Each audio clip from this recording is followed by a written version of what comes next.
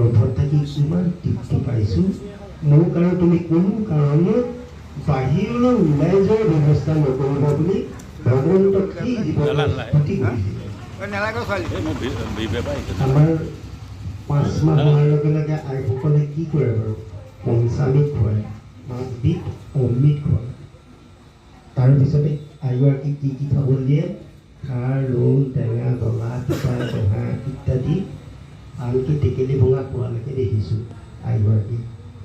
মাকে খোৱা অখাদ্য বস্তুখিনি, মাকে খোৱা খাদ্যখিনি মাকৰ পানী নাৰীয়ে গৈ সেই দেৱকীটোৰ মুখত টক টক টক টক কৰি পৰে। আৰু তেতিয়াই সেই দেৱকীটোৱে জ্বলা খাব পৰা হোৱা নাছিলে, আইগৰাকীয়ে জ্বলা খালে। টেঙা খাব পৰা হোৱা নাছিলে, আইগৰাকীয়ে টেঙা খালে। খাৰ খাব পৰা হোৱা নাছিলে, আইগৰাকীয়ে খাৰ খালে। গতিকে এই মাকে খোৱা অখাদ্য বস্তুখিনিৰ পৰা তেওঁ খাব সহ্য কৰিব নোৱাৰি আকৌ ভগৱন্তক স্তুতি কৰে। কি বুলি কৰে?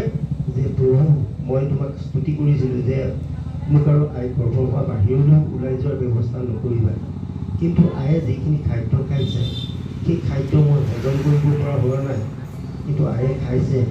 গতিকে মোক তুমি সোনকালে আই গৰ্ভৰ পৰা বাহিৰলৈ ওলাই যোৱাৰ ব্যৱস্থা কৰি দিয়া।